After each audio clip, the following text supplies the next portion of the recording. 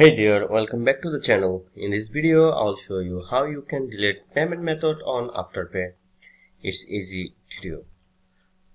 For if you need to remove your payment method or delete your payment method, what you can do.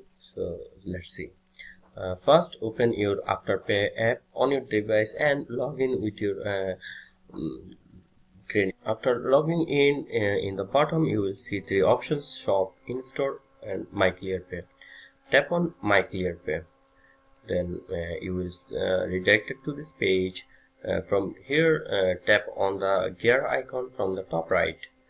In the settings section you will see an option payment methods. Just tap on it, and here you will see payment settings, and here you will see your preferred payment method, and you can also add payment method. If you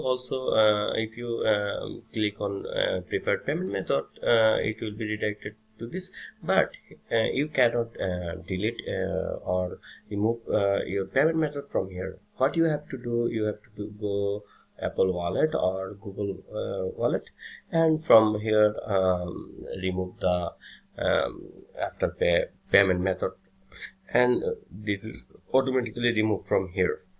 And that's how you can remove your payment method from Afterpay.